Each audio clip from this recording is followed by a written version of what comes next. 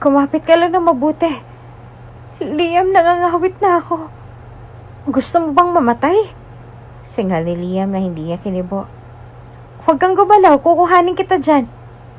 Nang sandaling makaapak si Evelyn sa lupa, ay tsaka lang sila nakahinga ng maluwag.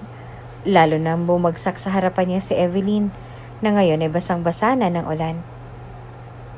Ligtas ka na. Mahina niyang sambit, sabay hawak sa pisngi nito.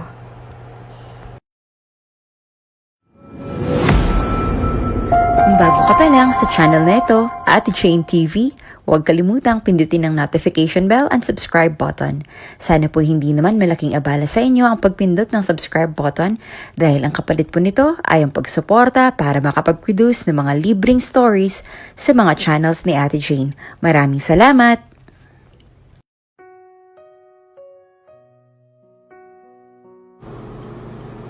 Time goes by.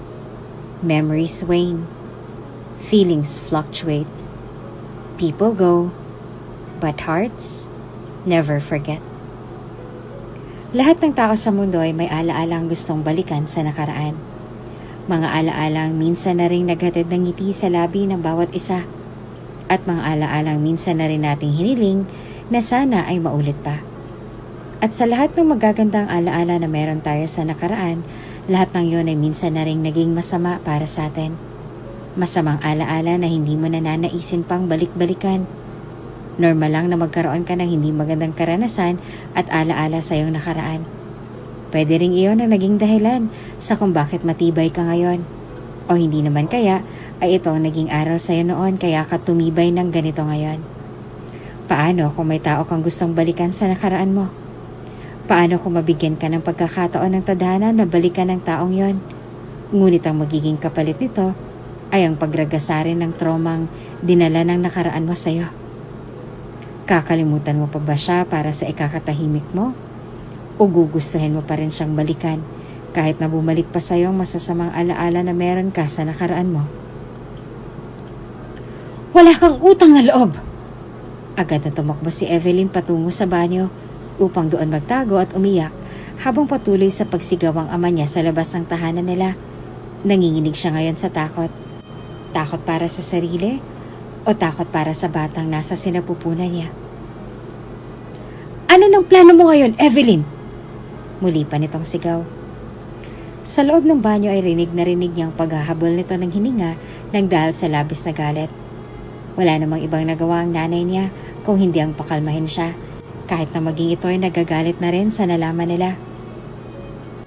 Ang tanga mo naman! Sigaw pa nito na ikinapikit niya na lang sa loob ng banyo. Buntis ka? Anong plano mo sa buhay mo ngayon, ha?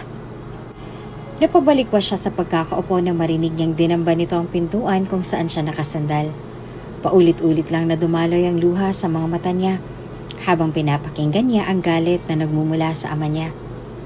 Mabuti na lang at wala itong sakit, maliban na lang sa katandaan nito. Kung may sakit lamang ito ay baka kanina pa itong bumagsak ng dahil sa labis na galit sa kanya. Rogelio, ano ba? Pigil ang asawa niya sa kanya, dahilan upang marahas niya itong tabigin sa braso na kinatras lang ng nanay niya. Tinatakot mo ang bata. Talagang kailangan niyang matakot, Vanji. Responsibilidad ang nakahain sa kanya ngayon. Singhal ni Rogelio sa nanay niya na ikinatahimik nito.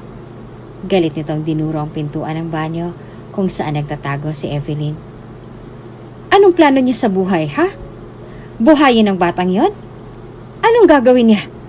Sige nga, sabihin mo. Aniya na ikinapikit na lang ni Vanji nang dahil sa labis na inis.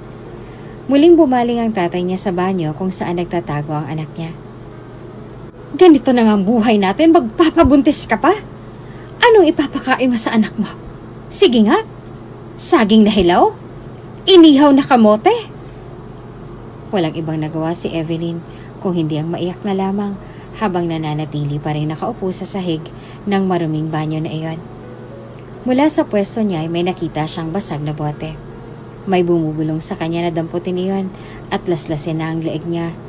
Ngunit ginawa niyang lahat ng makakaya niya upang pigilan lang ang sarili sa takot para sa kanya at sa anak niya. May punto naman ang ama niya. Mahirap na ang buhay nila. Pero nagawa niya pa rin magpabuntis. Ni hindi niya malang inisip ang magiging estado ng anak niya sa oras na ipakita niya rito ang mundong meron sila ngayon. Lumabas ka dyan, Evelyn. Mag-uusap tayo. Dagdag pa nito. Hinintay pa muna ni Evelyn na kumalma ang lahat bago siya nagdesisyong lumabas ng banyo kahit na nangihina na ng dahil sa labis na pag-iyak mula kanina. Anong plano mo sa bata? Tanong ng tatay niya nang sandaling inaya niya si Evelyn sa hapag upang doon mag-usap ng masinsinan. Diyos ko, Evelyn. Hindi ka ba talaga nag-iisip? Sorry, pa. Nanginginig ang labi niyang sabit, dahilan upang marahang mapapikit ng dahil sa labis na frustration si Rogelio.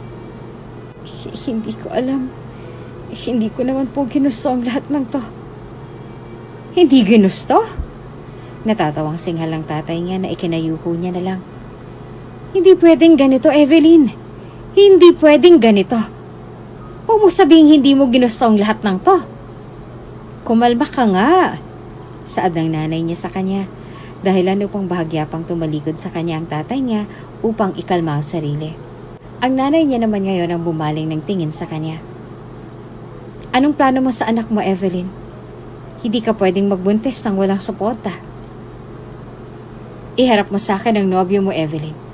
Sinasabi ko sa'yo. May himig ng pagpapantang utos ng tatay niya, dahilan upang bahagya muling rumagasa ang luha sa mga mata ng dalagita. Hindi pwedeng hindi, Evelyn. Kailangan mo siyang pakasalan sa ayaw at sa gusto mo. Hindi pwede pa.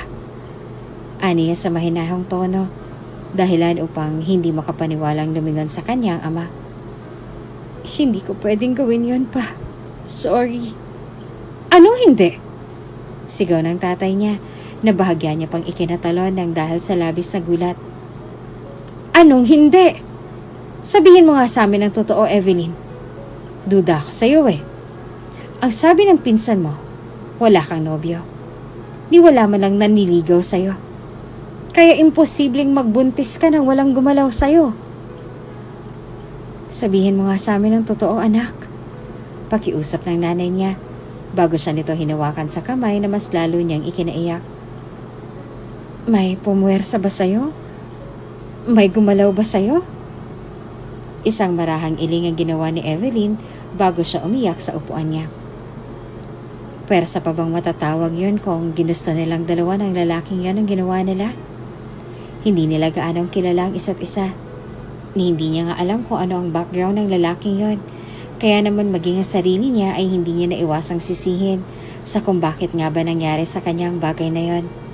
Kung tutuusin ay sobrang bata niya pa para sa ganitong klase ng responsibilidad. Kaya naman minsan ay hindi niya napipigilang sisihin ang sarili.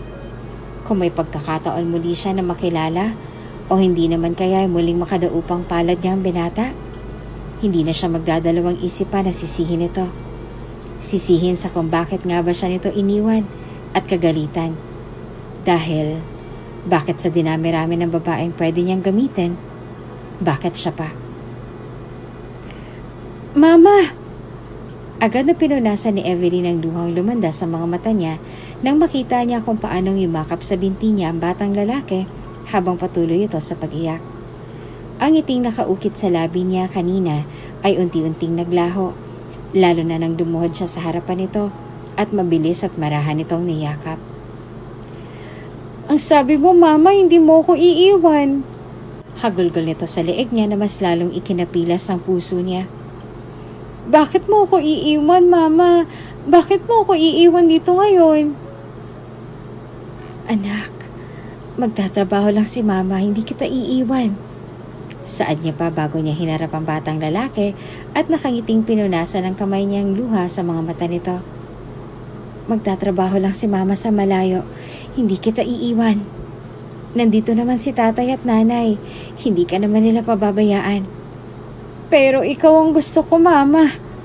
Saad nito kasabay ng pagikbi na humaplos sa puso ni Evelyn. Ang sabi mo walang iwanan. Bakit mo ko iiwan kina lolo kung ganon? Ano ka ba naman, Nico? Tawag sa kanya ng lolo niya bago siya bumaling sa anak. Mauna ka na, Evelyn. Kami nang bahala dito sa anak mo. At baka mahuli ka pa sa biyahe mo. Salamat pa.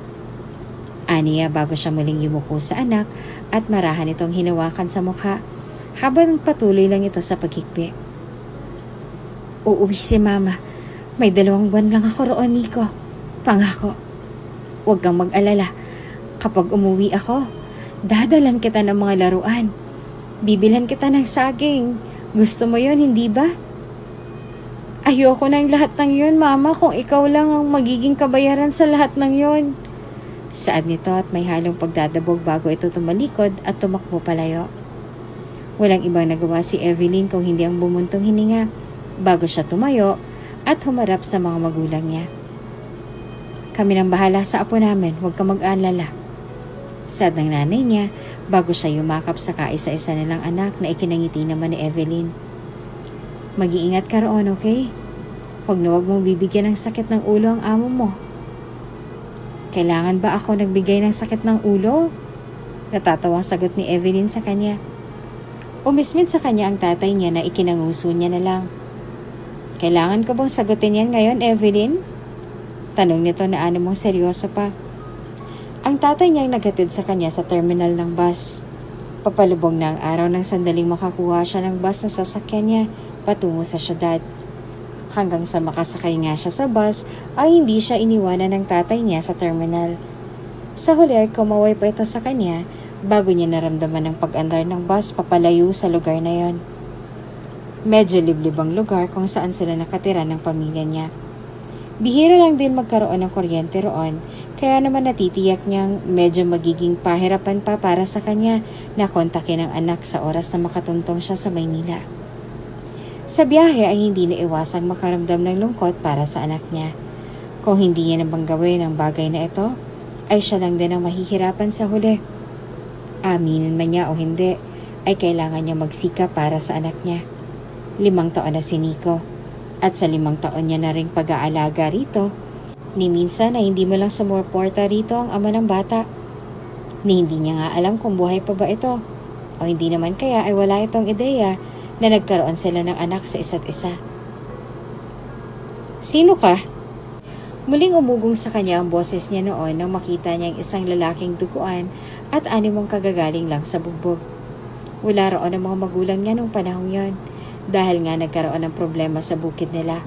Siya lang ang naiwan sa kubong yon, kaya naman gustuhin niya mang humingi ng tulong ay hindi niya rin naman magawa. Tubig. Mahinang usal ng lalaki bago ito napaluhod sa lupa at tuluyan nang nawala ng malay.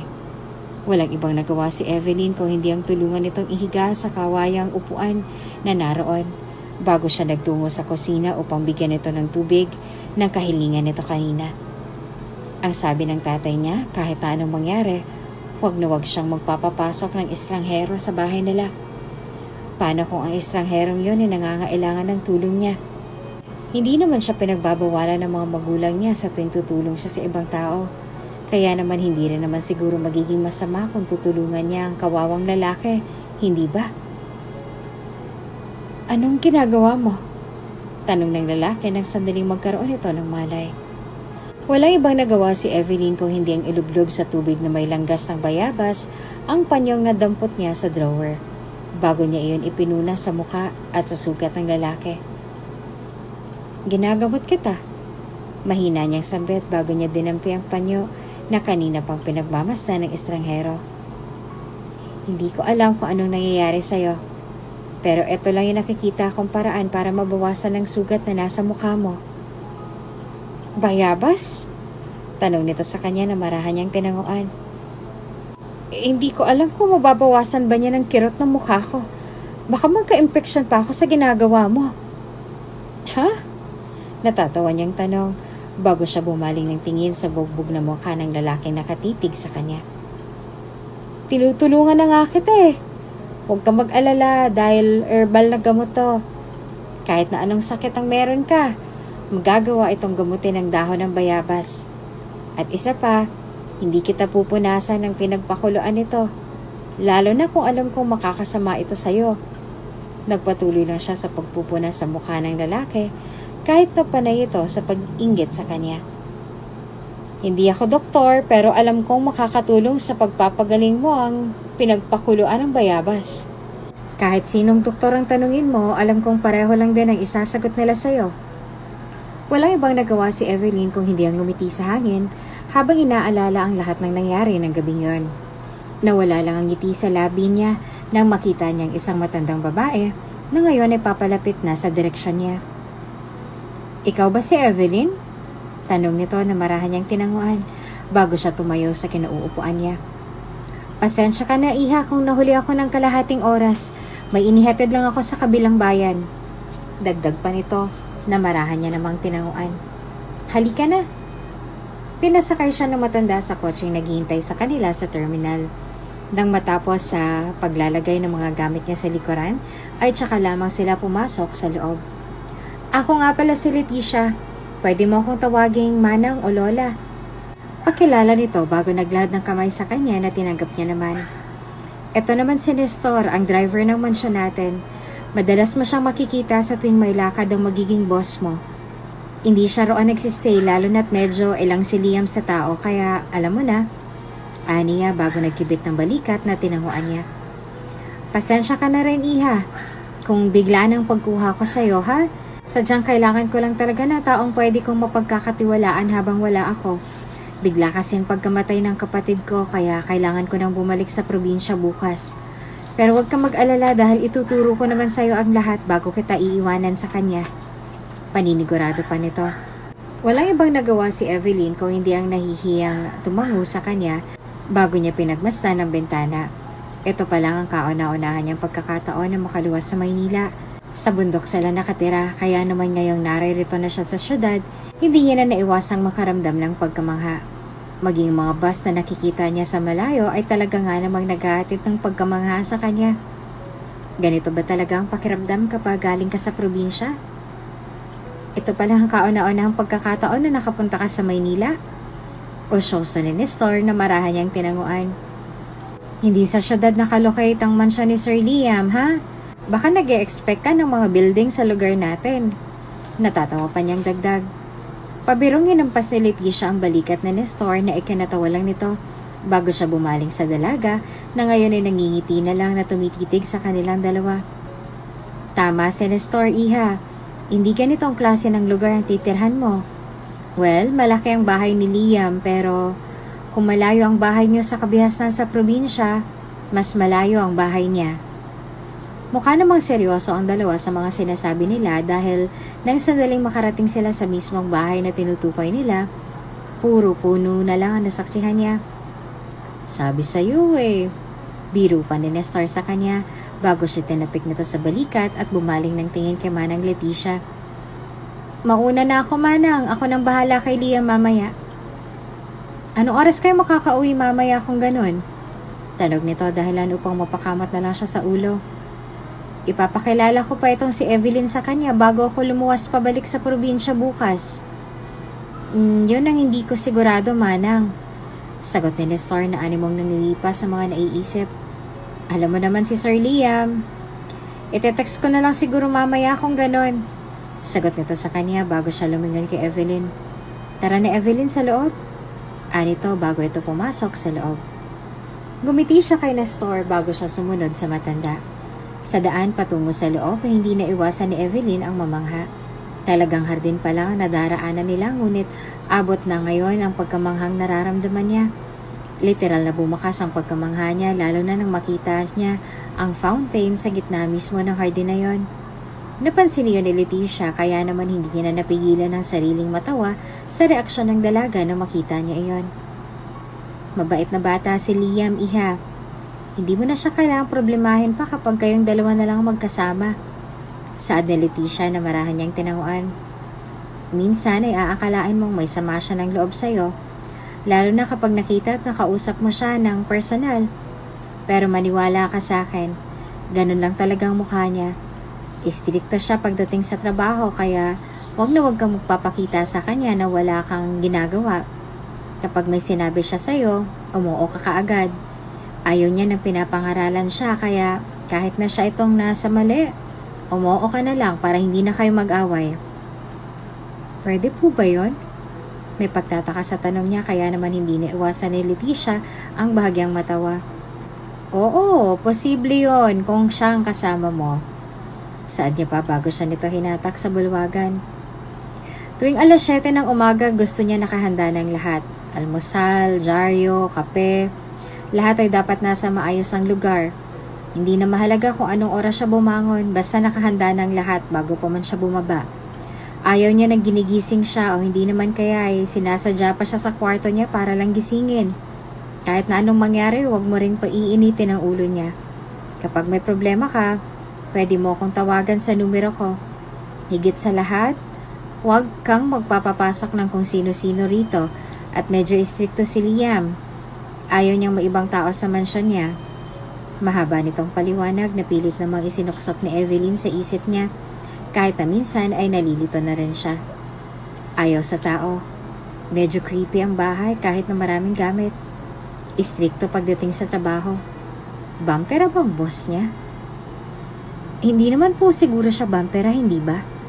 May pagtataka sa boses ni Evelyn nang tinanong niya iyon sa matanda. Kunot na bumaling ng tingin sa kanya si Leticia bago ito natawa sa sinabi niya. Marahan niya itong hinampas sa balikat na ikanakunot na lang ng noon niya. Ikaw talaga. Saad nito bago siya nito dinala sa taas. Dito naman ang kwarto ni Liam. Tuwing Merkules at Sabado ang dating ng truck ng basura. Ilalagay mo lang sa labas. Tuwing Sabado at Linggo naman ang laundry day. Sasabihin naman sa'yo ni Liam kapag may kailangan siyang ipalabas sa'yo. Minsan ay nakakalimutan niya kaya naman kapag dumating ang araw ng laba at wala siyang nasabi sa'yo, ikaw nang pupunta sa kwarto niya. Kakatok ka muna bago ka pumasok. Kapag walang sumagot, kumatok ka lang ng kumatok. Pagbubuksan ka rin niya. Applicable po ba lahat ng yun kahit na bago pa lang ako sa bahay na to? Kunot noon niyang tanong, dahilan upang bumaling ng tingin sa kanya si Leticia. Kasi po, ang sabi niyo ayaw niya ng ginugulo. Tingin ko po applicable lang po ang lahat ng yun sa inyo lalo na't matagal na kayong naririto. Kapag tungkol sa linis, walang problema roon si Liam, iha. Sagot nito bago siya nito tuluyang dinala sa magiging kwarto niya sa mansyong yon. Habang naririto ka, dito ka magkukwarto. Sa ngayon ay hindi ko pa nalilinis yan. Pansin mo naman sa mga alikabok na naririyan, hindi ko na nalinis sa mga nakaraang araw dahil sunod-sunod ang punta namin sa ospital ni Liam. Nang sandaling madula sa dalaga, ay agad niyang naitikom ang bibig. Agad naman na kumunot ang noon ni Evelyn, bago siya bumaling ng tingin sa matanda ngayon ay wala nang ibang nagawa kung hindi ang umiling. Sa ngayon ay hindi ka na muna magtatrabaho. Nagpupunta po kayo sa ospital ni Liam? Tanong ni Evelyn na ikinakunot ng noon ni Leticia. Ano pong ginagawa niyo sa ospital ni Sir Liam? Nagpapacheck up. Tipid niyang sagot na tinanguan naman ni Evelyn. Ilang segundo lang ay marahan siyang natawa sa sarili bago muling umayos sa pagkakatayo. Alam mo na matanda na, suki na ng ospital kaya heto. Gets ko po kayo. Biro pabalik ni Evelyn sa kanya na ikinabuntong hininga niya na lang. May sekreto silang dalawa ni Liam na silang dalawa lang nakakaalam. Mabuti na lang at medyo inosente si Evelyn, kaya naman hindi niya na nakita pang muli ang kuryoso sa mga mata nito. Lalo na nang pilit niyang inibang usapan nilang dalawa. Gulat ang rumihistro sa mukha ni Leticia lalo na nang maikwento ni Evelyn sa kanya na naririto siya ngayon para sa 5 taong gulang niyang anak. Hindi ko alam na nanay ka na. Saad ni Leticia bago niya inayos ang salaming suot niya at pinagmasan ng dalaga magmula ulo hanggang paa. Hindi ba't 23 anyos ka pa lang? Sa bagay, hindi halata sa'yo na may anak ka na. Marami na pong nagsabi niyan. Sagot ni Evelyn sa kanya bago marahang tumango rito. Kahit sino naman po magugulat kapag nalaman nilang may anak na ako. Bukod kasi sa edad ko, medyo baby face rin po kasi ako kaya minsan ay nagugulat lahat ng nakakaalam sa anak ko. So, kamusta naman ang anak mo, iha? Tanong ni Leticia sa kanya na animong kuryoso rin sa buhay na meron si Evelyn. Hindi naman siguro kayo nag-aaway ng asawa mo, hindi ba? Ang ibig kong sabihin, okay naman ang pagsasama ninyong dalawa? Wala po akong asawa, manang. Sagot niya rito na ikinakunot naman ng noon ni Leticia. Sa katunayan nga po, hindi ko na siya maalala pa. Hindi magandang naging nakaraan naming dalawa kaya... Aniya bago nagkipit ng balikat sa kawalan nang isasagot sa matandang naghihintay ng sagot niya. Kung gano'n, nasan siya ngayon? Hindi ko po alam eh. Hindi ko na po alam. Aniya, bago siya nakaramdam ng lungkot nang muling maalala ang nakaraan. Mahaba pong kwento. Baka po abutin tayo ng magdamag ngayon kung ikukwento ko pa po sa inyo. Dagdag niya pa. Ang buong araw na yon ay naubos sa pagpapaliwanag ni Leticia sa kanya sa maraming bagay. Lubos-lubos din ang naging bili nito sa kanya, lalo na nang malaman nitong maging ang paggamit ng washing machine ay hindi man lang alam ni Evelyn, kaya naman nang sandaling malaman ng tungkol doon, ay hindi na naiwasan ni Leticia ang makaramdam ng pagsisisi sa kung bakit si Evelyn pa ang kinuha niya. Okay lang yan, Iha. Pwede ka namang tumingin sa manual na nasa storage room.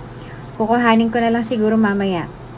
Aniya, bago siya bumaling ng tingin sa babae ngayon, ay abala pa rin sa pagkalikot ng washing machine. Ano ginagawa mo? Sinusubukan ko po.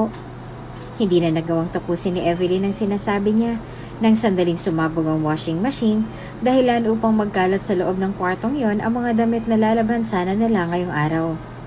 Walang ibang nagawa si Evelyn kung hindi ang nahihiyang nangiti sa matandang babae, na ngayon ay walang ibang nagawa kung hindi ang mapahilamos na lang sa sarili nang dahil sa labis na frustration. Sa mga sumunod na oras ay dumiretso sila sa kusina. Lumingon si Evelyn sa stove at nang makita ang stove na naroroon, hindi na siya nagdalawang isipan na lumapit dito upang pag-aralan ito. Nakita siya ni Leticia at sa kabutihang palad, bago pa man niya mapasabog ang buong bahay, dali-dali niya na itong pinigilan. Marunong ka bang magluto? Tanong ni Leticia sa kanya nang sandaling kumain sila ng tanghalian sa hapag. Alam mo na, kapag medyo busy si Liam, hindi niya na magagawang lutuan ng sarili niya. Gusto niya ring nakahanda ng lahat bago pa man siya dumalo sa hapag. Kaya tinatanong kita kung marunong ka bang talaga, Iha. Opo, marunong ako.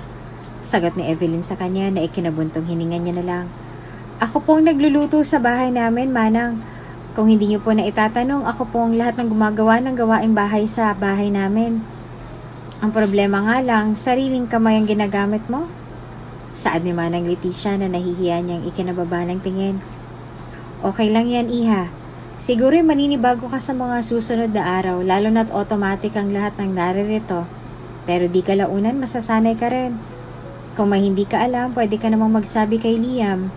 Huwag ka mahihiyang magtanong sa kanya. Mabait naman si Liam kaya maiintindihan ka niya. Sa mga sumunod na oras ay nagpatuloy lamang si Leticia sa pagpapaliwanag sa kanya ng lahat. Bukas na ang alis nito pabalik sa probinsya. Kaya naman todo-todo na ang ginagawa nitong pagpapaalala sa kanya. Ilang beses niya ring ibiniling kay Evelyn ang lahat hanggang sa tuluyan na ngang lumubog ang araw at pumatak ang dilim. Wala pa rin siya hanggang ngayon.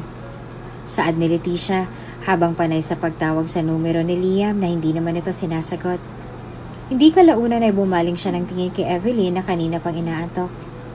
Kung inaantok ka na, Iha, pwede ka na magtungo sa kwarto mo. Kakatukin na lang kita sa kwarto mo mamaya kapag dumating na si Liam at si Nestor. Sige po, Manang, pasensya na po talaga. Aniya, na animong nahihiya pa, nanginitian na lang ni Leticia. Sige na. Sagot nito sa kanya bago sumenya sa dalaga. Pagod ka sa biyahe kaninang umaga kaya alam kong mabilis ka na lang naantukin ngayon. Maaga akong aalis bukas kaya kailangan na kitang maipakilala kay Liam agad at nang sa ganon ay makilala mo na siya at nang hindi ka naman ibago sa kanya pag alis ko. Pagod siyang humiga sa kamang naroroon nang makaakyat siya sa kwarto niya. Gustuhin niya mang tawagan ng anak niya ay hindi niya rin naman magawa dahil wala pa siyang load sa ngayon. Alam niyang nagtatampo si Nico sa kanya hanggang ngayon. Lalo na't hindi pa siya nakakatawag sa mga magulang niya. Medyo liblib kasi ang lugar nila kaya naman ultimong signal sa telepono ay wala sila. Kuryente at tubig nga ay pahirapan. Signal pa kaya sa telepono? Hindi niya rin alam kung makakatawag pa rin ba siya sa pamilya niya. Ang plano niya nga sana ay sa susunod na buwan na lang sana. Lalo na't hindi rin naman siya magtatagal sa bahay na yon. Iyon ay kung magtatagal nga ba siya. Who are you? Pasado 12:00 na ng gabi nang magising siya mula sa pagkakatulog. Dahil nga sa wala namang sariling banyo sa kwarto niya, nagdesisyon siyang mag-isang magtungo sa baba upang maghanap ng banyo. Hindi na nakabukas ang mga ilaw roon, kaya naman medyo naging pahirapan pa para sa kanyang mga pa hanggang sa makahanap siya ng pintuan. Medyo kakaiba ang pintuang yon dahil nakita niya na iyon sa pinakagilid. Kung hindi siya nagkakamali, ay iyon ang pinto patungo sa basement tulad ng sinasabi ni Manang Leticia kanina. Ni minsan na hindi yun nabanggit ni Manang Leticia kanina at dahil nga sa pagmamadali sa takot na pumutok ang pantog niya, dali-dali niya iyong hinawakan sa seradora at pagbabakasakaling banyo nga ang nasa likod ng pintong yon. Agad na napatalon si Evelyn sa pwesto niya nang marinig niya ang bulong na yon. Bulong na nanggaling sa likuran niya. Hindi niya na nagawa pang buksan ang pinto ng kwartong yon, lalo na nang may humila sa kanya paharap at dali-dali siya nitong isinandal sa pintong yon na halos ikatili niya. "Sino ka?" Kunot na ang tanong ng isang lalaki habang nakabaling sa kanya na matalimang tingin. "Ang sabi ko, sino ka?" "Ikaw." Mahina niyang sambit dahilan upang kumunot ang noo ng lalaking yon. "Sino ka?" Magnanakaw ba ito? Kung magnanakaw siya, bakit ganito ang ayos niya? Nakasuot ito ng kulay puting polo na mas lalong bumagay sa itim nitong slacks. Makintab din ang sapatos nito at medyo magulo ang buhok nito ngayon. Bumaba ang tingin ni Evelyn sa mga mata nitong malalalim. Bahagya siyang napangmuso na makita niya ang galit at pagtataka roon. Sunod niyang nilingon ang ilong nitong sobrang tangos. Ang labi nitong mapupula. Lahat halos yata nang makikita sa mukha nito ay perpekto para sa kanya. Nang sandaling bumalik sa realidad ay mabilis nang tinulak palayo sa kanyang lalaki na ikinakunot naman ang noon nito. "Sino ka ba sa akala mo?" Singhal ni Evelyn. "Evelyn?" Gulat na sambit ni Manang Leticia bago siya nagmamadaling pumakit na sa dalawa. Nang mapansin ni Liam ay agad siyang yumuko rito na ikinakunot ng noon ni Evelyn. Pasensya na, Liam, hindi ko pa yata ipapaliwanag sa kanyang tungkol sa mga bawal sa bahay na to. Nakalimutan ko rin yatang sabihin sa kanyang tungkol sa basement." "Anong meron sa basement, Manang Leticia?" Kunot na ang tanong ni Evelyn bago siya lumingon sa nakasaradong pintuan. "Basement po yun?" Tanong niya nang bumaling sa dalawa. Sa halip na sumagot ay bumaling ng tingin si Manang Leticia sa kanya bago niya marahang hinawakan ang kamay ng dalaga. "Ikaw talagang bata ka. Ano ba kasing ginagawa mo rito?" "Manang, naghahanap lang po ako ng banyo." "Walang banyo sa basement. Ano ba?"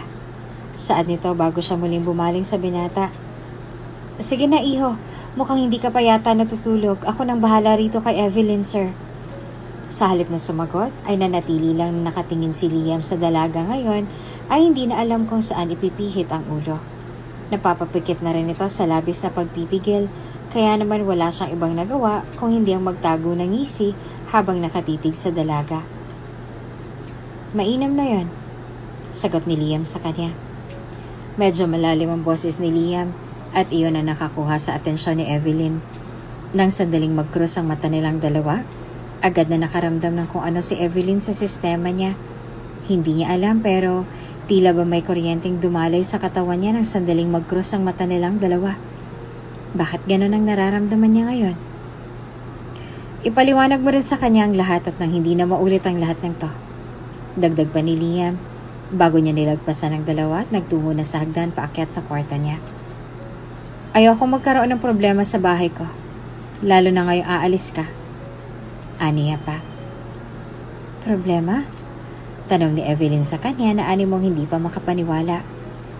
Bago pa man siya may sabihing kakaiba sa magiging amo niya, ay mabilis na siyang hinila ni Leticia palayo sa lugar na yon.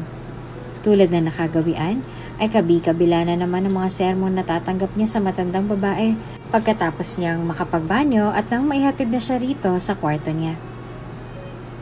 Hindi naman halata sa mukha ni Leticia na nagalit siya sa ginawa ng dalaga, kaya naman kahit na papaano ay nakahinga pa rin ng maluwag si Evelyn. "Puntahan mo na lahat ng pwede mong puntahan sa mansyong to. Huwag lang ang lugar na yon," saad ni Leticia nang matapos siya sa samot-saring sermon na ibinigay niya kay Evelyn, na animong hanggang ngayon ay nagugulahan pa rin sa mga nangyayari. Iyon ang huwag na huwag mong gagawin dahil sa oras na pumasok ka sa lugar na yon, nang walang pahintulot sa kanya, katapusan mo na. "Ipapapatay niya po ako?" "Oh, ha?" Sagot ni Leticia bago siya natawa sa sinabi ng dalaga. Anong ipapapatay? Hindi magagawa ni Liam yon, iha. Ang ibig kong sabihin, patatalsikin ka niya sa bahay na to sa oras na pumasok ka roon ng walang paalam. Nang marinig niyang sinabing yon na hindi na naiwasan ni Evelyn ang mapanguso.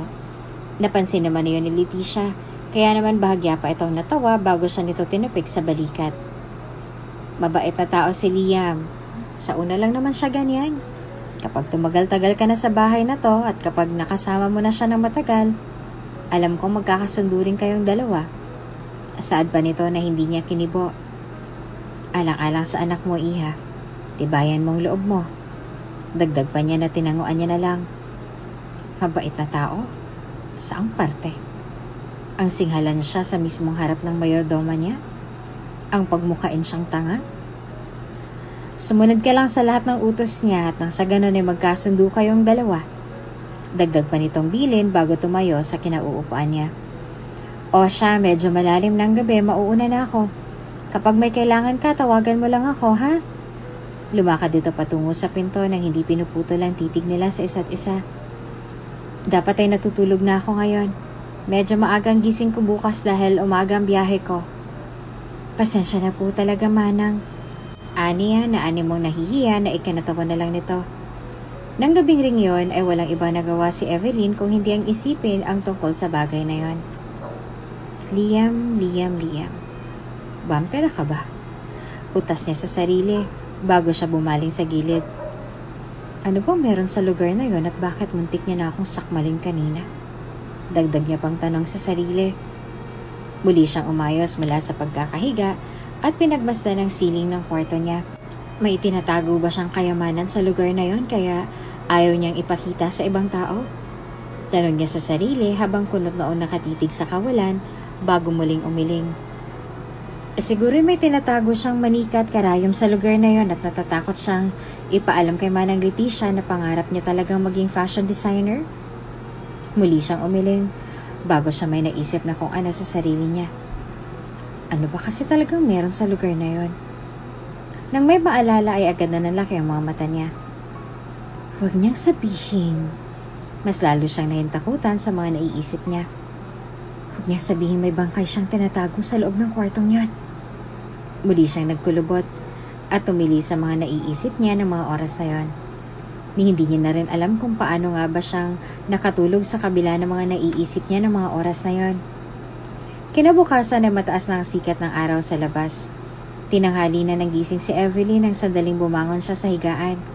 Hindi niya alam kung sadyang pagod lang ba siya sa biyahe niya kahapon o baka naman napuyat siya sa kakaisip sa mga nangyari kagabi. Sa halip na balikan ang mga tungkol sa bagay na yon, walang ibang nagawa si Evelyn kung hindi ang nagmamadaling mag-ayos ng sarili bago siya bumaba sa kusina. Sa refrigerator may nakita siyang sticky notes na naroroon. Sulat iyon ni Manang Leticia sa kanya. Nagpapaalala na hindi pa ito nakapagluto ng almusal ni Liam kaya naman sa ayaw o sa gusto niya, siya ang gagawa nito para sa kanya. Isang iling ang ginawa niya bago siya naghanda ng mga iluluto niya sa kusina. Nang sandaling lumakad siya patungo sa stove, agad na nanginig ang mga kalamnan niya. Naituro na rin naman ni Leticia sa kanya ang lahat kahapon. Pero tila ba nakalimutan niya ang lahat ng yon. Nagkaroon nga ba siya ng trauma sa nangyari sa washing machine kahapon nung sinubukan niya ito? Isang iwi lamang ang iginawad niya sa sarili bago siya nagdesisyong magtungo sa garden upang doon humukay ng lupa. Inabot siya ng ilang minuto sa paghukay ng lupa bago siya nagsindi ng apoy at nagluto ng para sa agahan nila. Dahil nga sa puyat sa tinapos na trabaho kagabi, hindi naging maganda ang gising ni Liam ng umaga ring yon. Mas lalo lamang sumama ang mukha niya nang sandaling magising siya mula sa isang usok na nagmumula sa garden ng bahay nila. Bakit may usok?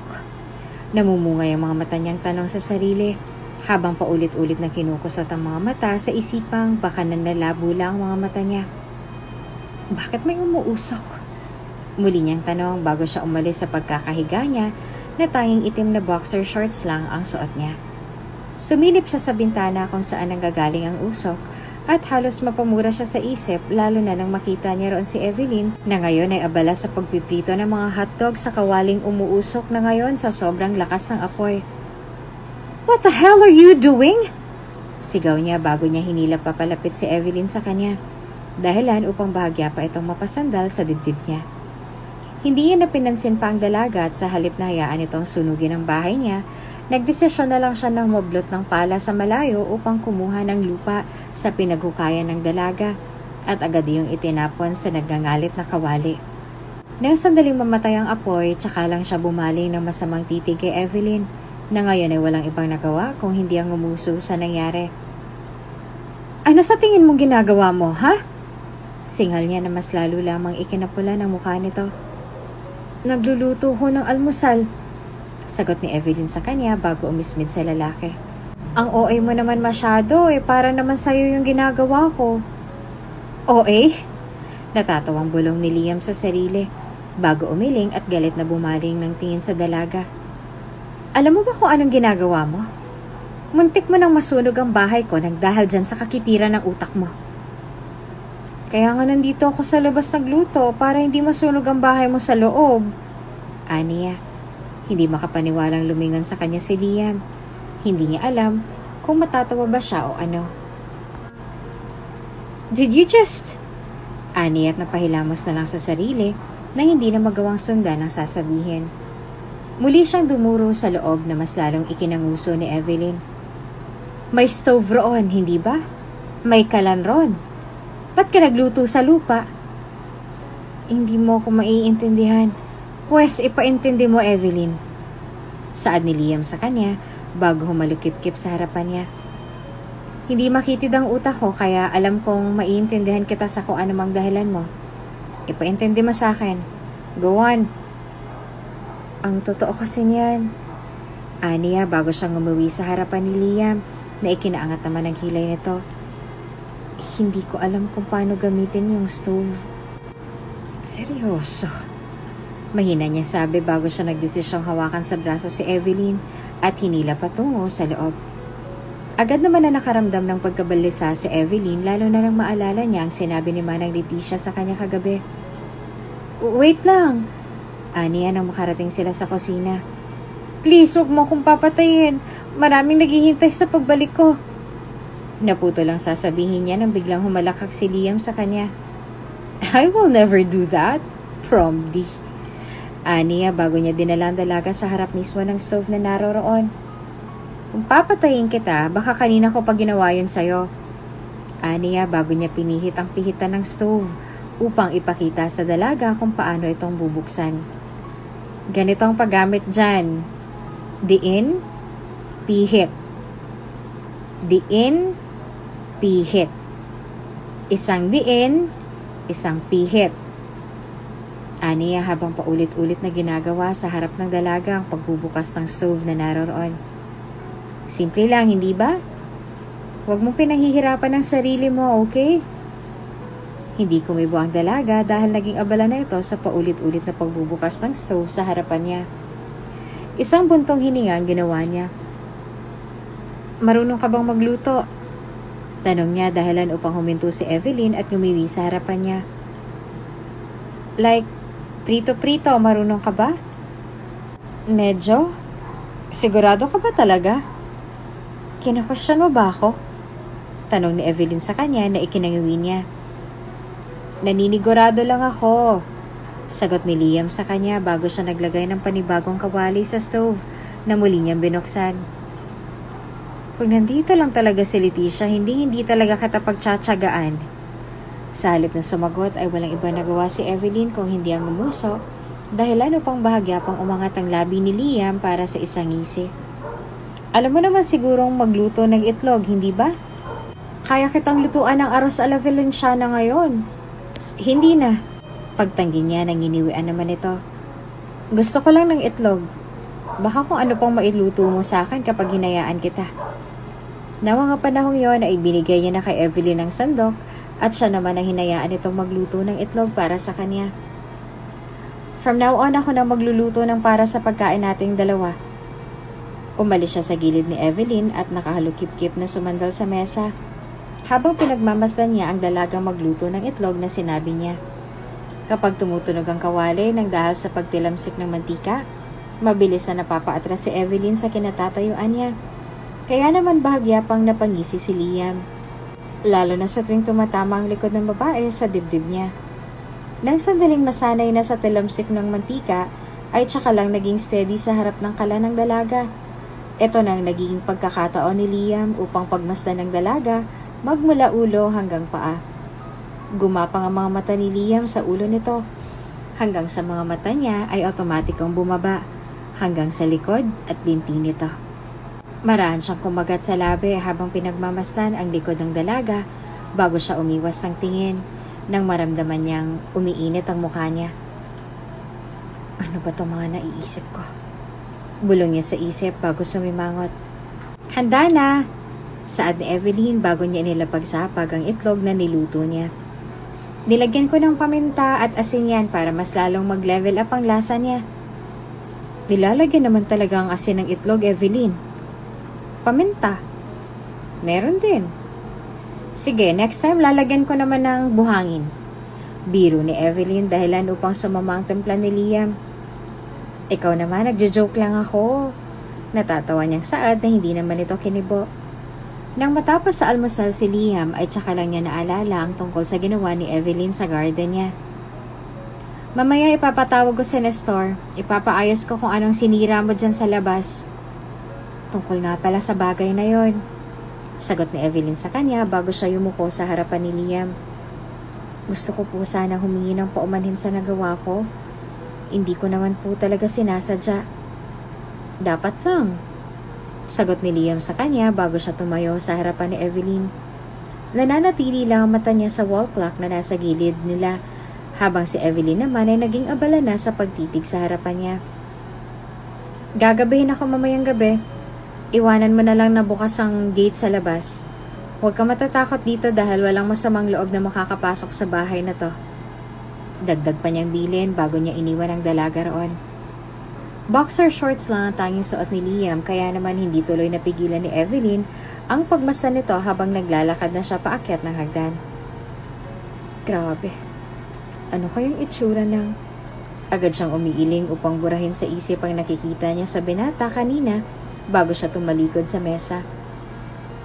Nasaan na nga ba yung mga platong hugasan ko? Dagdag niya para lang mawala sa utak niya ang duming bumabalot dito ngayon. Sa mga lumipas na araw, tulad ng ipinangako ni Liam sa kanya, ang binata na ngayon ang nagluluto ng almusal niya. Maaga ito kung gumising habang siya naman ay walang ibang ginagawa kung hindi ang samahan nito sa pagluluto. Kahit na minsan ay naiilang na rin siya.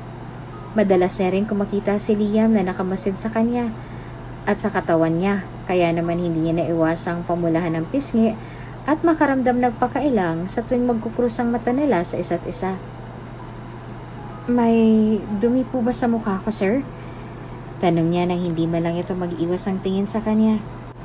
Kanina ko po kasi kayo napapansin na nakatitig sa akin. Get back to work. Namumula ang mukhang sagot nito bago siya nito iniwan sa kusina nang matapos sa agahan. Walang ibang nagawa si Evelyn kung hindi ang umuwi bago niya ipinagpatuloy ang trabaho niyang nabinbin nang dahil sa pagkailang niya sa titig ng binata sa kanya.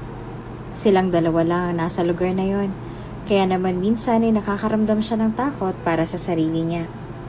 Ang sabi ni Manang Leticia ay mabait naman daw na tao si Liam, kaya naman hindi siya dapat na makaramdam ng takot. Ang sabi rin nila ay hindi niya raw kailangang matakot sa mga akyat bahay. Paano kung mismong kasama niya sa bahay ang masama? Evelyn! Tawag nito na umalingaw-ngaw sa buong bulwagan. Evelyn, nasan ka? Nandito po ako sa banyo, sir. Sagot ni Evelyn sa kanya. Mabilis siyang hinawakan ni Liam sa braso kaya naman wala tuloy siyang ibang nagawa kung hindi ang himpitan ng hawak sa tuwalyang nagkukubli sa katawan niya. Dinala siya nito sa kwarto nito. Ni hindi niya malang naisip na kagagaling lang sa banyo ng dalaga at hindi pa nakakapagbihis ng pambahay nang hinila niya ito patungo roon. Hindi ba sinabi sa'yo ni Manang Leticia na hindi ka pwedeng maglinis sa kwarto ko nang wala akong permiso? Singal nito bago siya nito tinulak na ikinaatras niya. Nasaan ang gamot ko? Ano pong gamot, sir? Yung gamot na naroroon sa bedside table.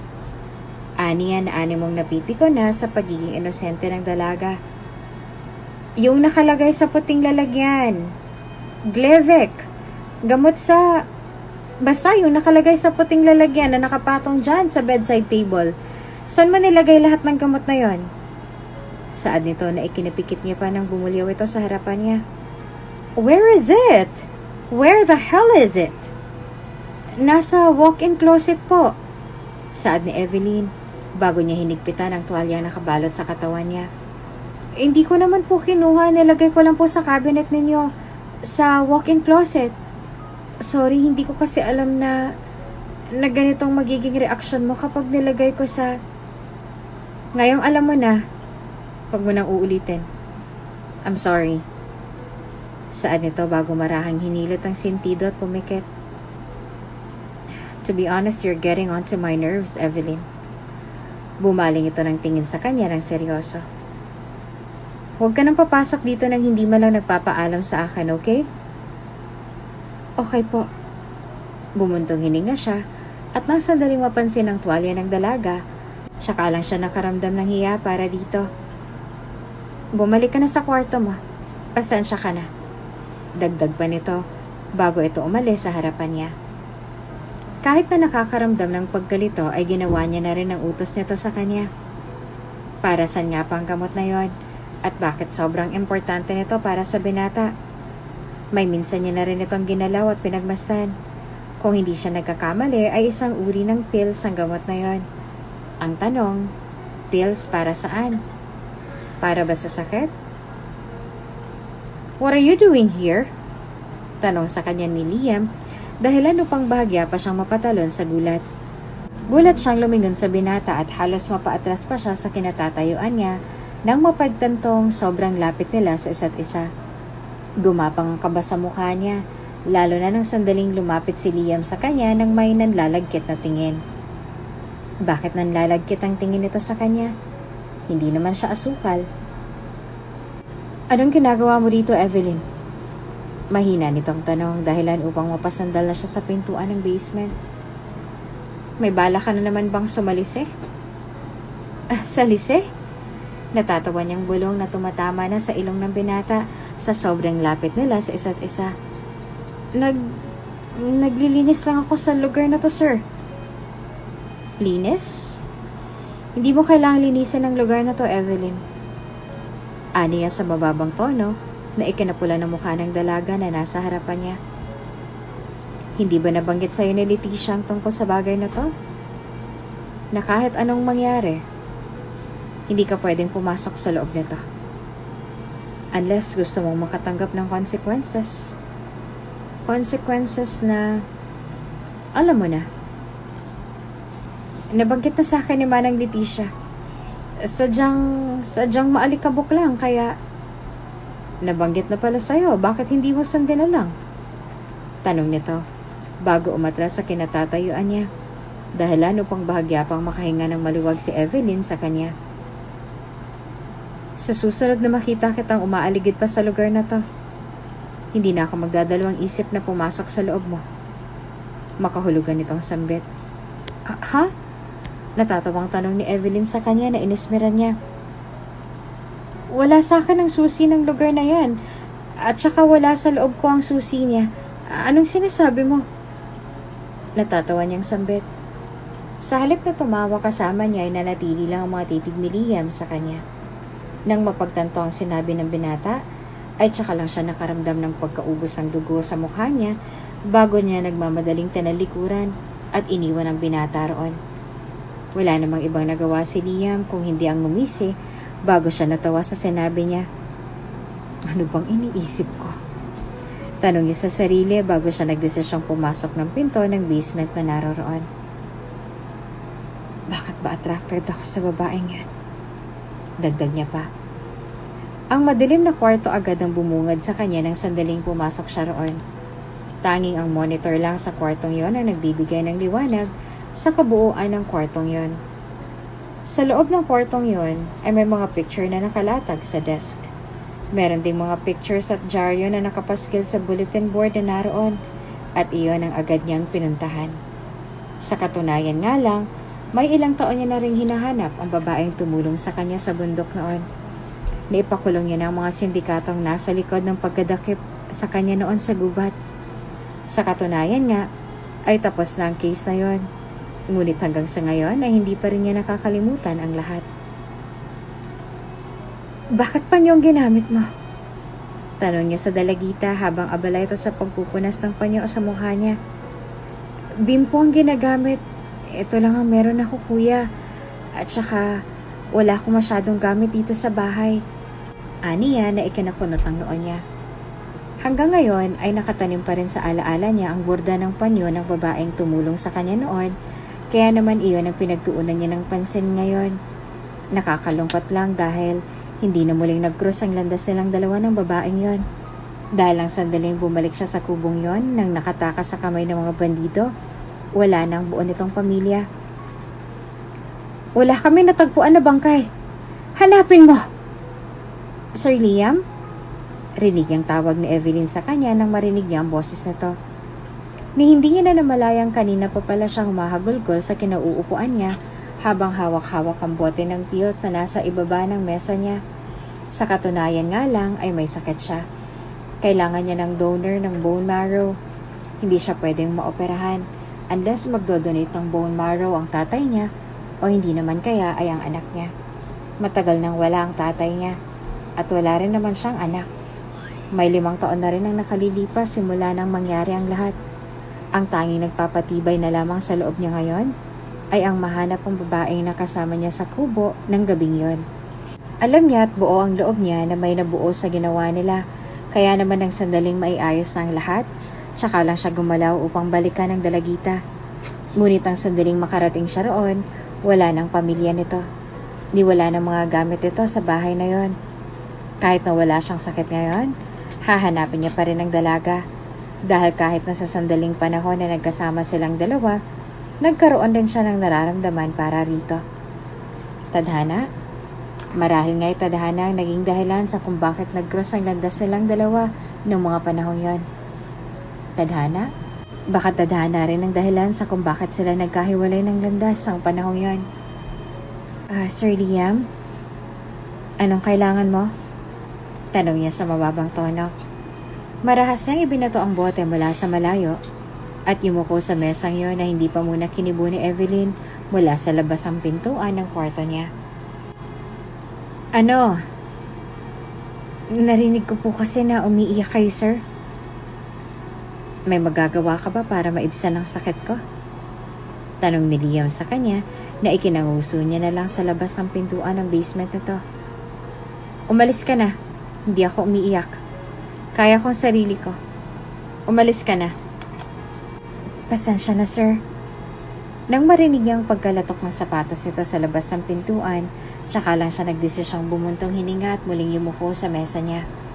Ngayon lang siya nakaramdam ng pagiging emosyonal.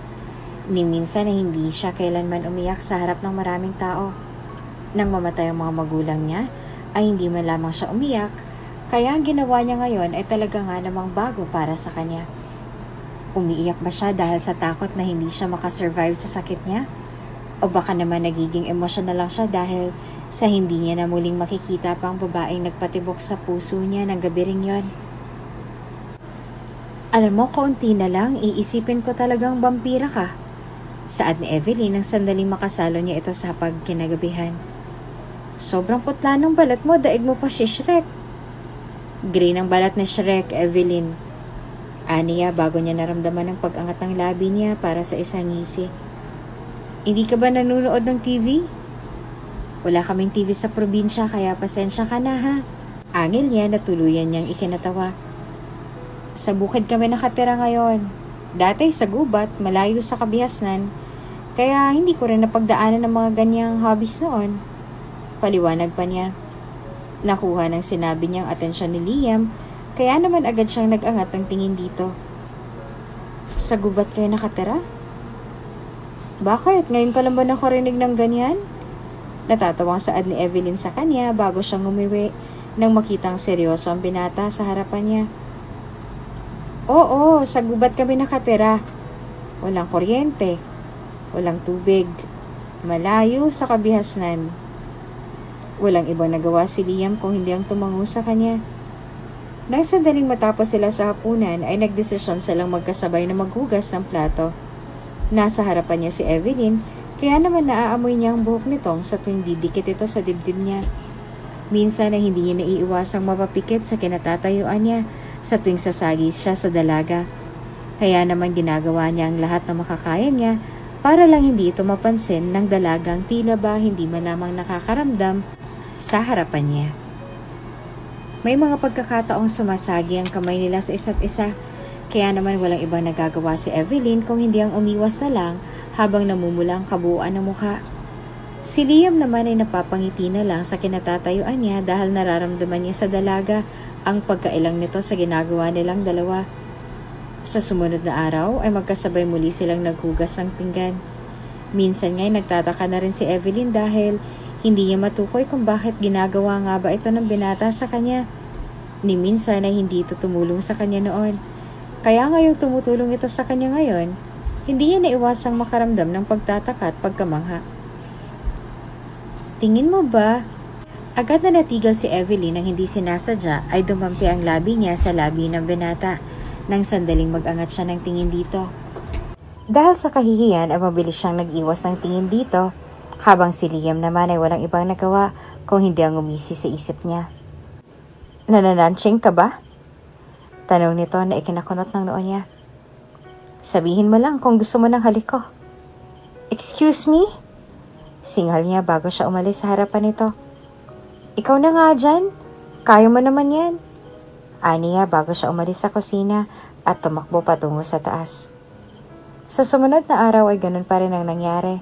Magkasabay silang naghuhugas ng pinggan ng gabing yon nang muli na namang magtama ang labi nila sa isa't isa. Ginawa ni Liam ang lahat ng makakaya niya upang pigilan ang tentasyon. Ngunit nang sandaling pumikit at mamungay ang mga mata ng dalaga, doon na siya tila ba nawala na sa sarili. Mabilis niyang sinandal sa sink ang dalaga at tuluyan na itong nabitawan ng braso sa sahig nang sandaling halikan niya si Liam na ginantihan niya naman. Walang ibang nagawa si Liam kung hindi ang napapikit na lang hanggang sa ang mga kamay niya ay unti-unti nang gumapang sa panga ng dalagang nakasandal na ngayon sa sink. I like you. Mahinang sambit ni Evelyn sa kanya at sa halip na sumagot ay mas lalo lang siyang ginanahan sa paghalik dito. Hanggang sa ang halik na yon ay unti-unting lumalim. Unti-unti na rin gumapang ang kamay ng binata sa dibdib ng dalaga dahilan upang bahagya pang mapatingala si Evelyn. Lalo na nang sandaling umalis sa pagkakahalik sa labi niya si Liam bago lumapat ang labi nito sa liig niya. Stop! Mahinang saad ni Evelyn bago niya marahang inalis ang mga kamay ni Liam sa panga niya. Please Liam, tumigil ka. Nang sandaling umalis sa pagkakahalik sa liig niya ay tsaka lang umayo sa pagkakatayo si Liam sa harapan niya. Namumungay pa nga ang mga mata niya nang bumaling siya ng tingin sa dalagang ngayon ay hindi na makatitig sa kanya. Bakit? Anong problema? Tanong ni Liam bago siya natawa at muling umayo sa pagkakatayo. Ayaw mo? Sorry. Mahinang sagot ni Evelyn sa kanya bago ito tumakbo patungo sa taas. Ang ganoong klase ng setup nila tuwing gabi nagpatuloy lang hanggang sa hindi kalaunan ay tuluyan niya nang nahubaran ng pangitaas ng dalaga. Marahan niyang binuhat ang dalaga habang patuloy lang sila sa halikan nila sa isa't isa hanggang sa makapasok na nga sila sa kwarto ng binata. Nang sandaling tuluyan niya nang maihubad ang kasuotan ng dalaga, tsaka lang muling huminto ang dalaga sa paghalik sa kanya. Mabilis niyang pinigilan ng binata sa paghaplos niya na muli na naman itong ikinasimangot.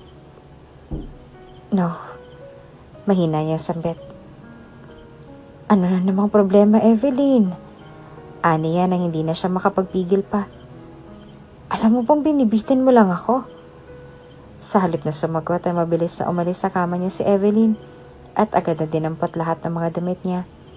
May nakita siyang roba roon at yun ang ginamit niya upang maitago ang mura niyang katawan sa matalim na tingin ng binata. Hindi dapat natin ito ginagawa. Pasensya ka na. Aniya sa maliit na boses bago siya nagmamadaling tumakbo palayo sa lugar na yon. Walang ibang nagawa si Liam kung hindi ang matawa bago siya napaupo sa kama niya. Aminin niya man o sa hindi, ay talagang sabik na sabik siya sa dalaga. Gustuhin niya man itong galawin ay hindi niya rin naman magawa dahil ayaw niya naman itong pwersahin. Ang kaso lang ay, bakit ito ginagawa sa kanya ng dalaga? Kung kailan nasa rurok na sila ng kaligayahan, at saka naman ito aayaw sa kanya. Mabaho bang hininga niya? Saan ka pupunta? Agad na sumimangot si Liam na makita niya sa bulwagan si Evelyn at si Nestor. May ngiti pa sa labi nito nang magsalubong ang mata nilang dalawa. Mukhang nagkakatuwaan ang dalawa sa usapan kanina at nang sandaling maramdaman nila ang pagbaba ni Liam sa hagdan, agad na natigil ang usapan at tawanan nilang dalawa. Ano bang ginagawa ni Nestor dito? At talagang sinasadya niya pa si Evelyn dito? Bakit? Ayaw bang magpagalaw ni Evelyn sa kanya dahil may relasyon silang dalawa? At ang matandang to, gigil na bulong ni Liam sa isip bago siya umismid at lumingon sa dalaga na ngayon ay animong naghihintay pa sa isasagot niya. Ano kita? Aniya. Agad na kumunot ang noo ni Evelyn bago umawang ang labi niya para sa isang katanungan. Ha? Usal niyang tanong na muling inismira ni Liam. Anong trabaho mo rito? Kasambahay. Exactly. Saad ni Liam bago niya tuluyang ibinigay kay Nestor ang mga dokumento niya. Nanatili naman ang titig sa kanya ni Evelyn na animong naguguluhan siya sa inaakto ng binata. Know your place.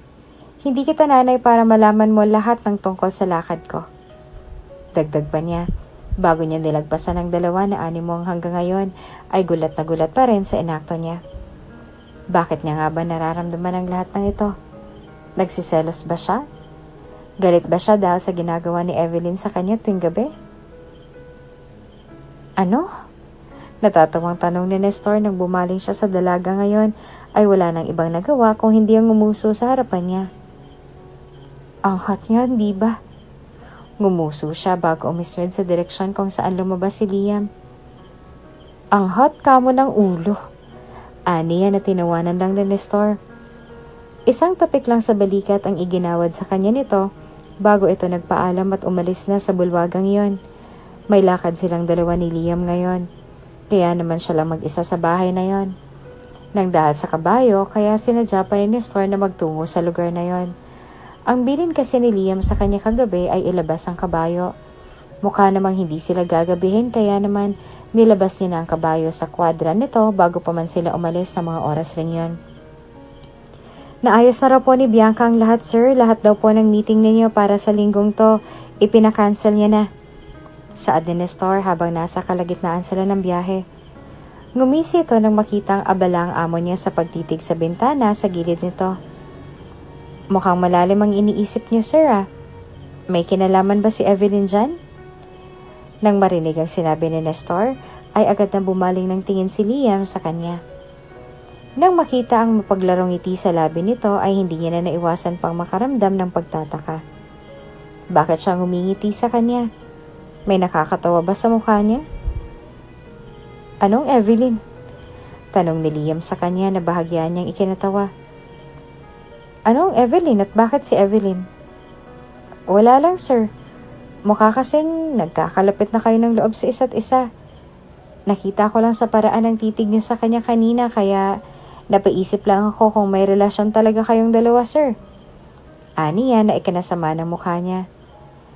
Nakita ko rin kasi yung mga pulang marka sa liig niya kanina. What? Biglang tanong ni Liam bago niya naramdaman ang bahagyang pag-init ng mukha niya.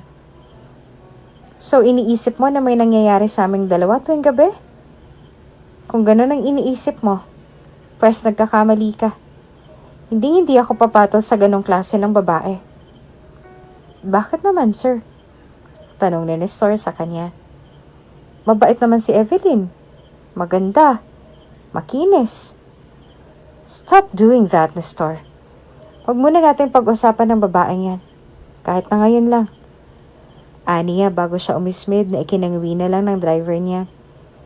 Hindi niya alam pero tila ba may sama siya ng loob kay Evelyn. Posible nga ba na nagsiselo siya sa kanilang dalawa ni Nestor? Na makita niya kasi ito kaninang umaga. Para bang close na close silang dalawa sa isa't isa. Animong para bang pinandidirihan din siya ni Evelyn Sa tuwing nagdidikit ang balat nilang dalawa, kaya naman hindi niya naiwasang makaramdam ng inis para sa dalaga. Inis nga ba para sa dalaga? O inis para sa sarili niya? Mukhang uulan, sir ah, saad ni Nestor habang nakatitig sa kalangitan. Medyo madilim na ngayon at nagbabanta na rin ang ulan sa kalangitan. Kung hindi sila nagkakamali sa tansya, ay baka aabutin pa sila ng 3 oras sa biyahe. Marunong po bang magsilong ng kabayo si Evelyn sa kwadra? Kulot noong tanong ni Nestor, dahilan upang agad na mangunot ang noon ni Liam. Ngayon ko lang po naalala na nakapastol nga po pala si Alejandro malapit sa bangin. Bangin? Singhal ni Liam bago niya naaalala kung paanong muntik nang masunog ni Evelyn ang bahay niya nung una. What the? Singal niya bago niya kinuha ang susi sa kamay ni Nestor. Sir, sabihin mo ka Bianca ay hinto lahat ng meeting ko ngayong gabi. Saan kayo pupunta, sir? Sa halip na sumagot ay nagmamadali na lang na sumakay ng kotse si Liam at agad na binuhay ang kotseng naroroon. May 3 oras ang biyahe pabalik sa bahay nila, kaya naman natitiyak niyang aabutin siya ng siyam-siyam. Ayaw niya namang mapahamak pa si Evelyn, dahil aminin niya man o sa hindi, ay medyo inosente ito, talaga nga namang mahirap pangaralan. Marahil iyon ang isa sa mga bagay na minahal niya sa dalaga, kaya naman sa halip na magalit dito, ay pag-aalala lang ang nararamdaman niya ng mga sandaling yon. Agad na kumunot ang noon ni Evelyn nang sandaling makita niyang kabayo ngayon ay paulit-ulit lang na tumatalon sa kinapapastolan nito. Muli siyang bumaling ng tingin sa kalangitan at nang mapagtantong malapit ng bumuhos ang ulan, ay tsaka lang siya nagdesisyong lumabas at tanggalin ang tali ni Alejandro. Medyo agresibo ang itim na kabayo ng gabing yon. Kaya naman nang naramdaman nitong tinanggal ni Evelyn ang tali niya, tsaka lang ito nagkaroon ng pagkakataong tumakbo at tumakas. Sa takot na magalit si Liam sa kanya, ay hindi na siya nagdalawang isipan na habulin ang kabayo hanggang sa makarating sila sa dulo ng bangin. Easy boy, easy! Aniya sa kabayo nang eksaktong huminto ito sa pinakadulo ng bangin. Ibabalik lang kita sa kwadra ngayon. Nang sandaling lumapit siya rito at hablutin niya sana ang tali nito, agad siyang natapilok sa kinatatayuan hanggang sa gumulong siya sa dulo ng bangin. Naging mabilis ang lahat para sa kanya.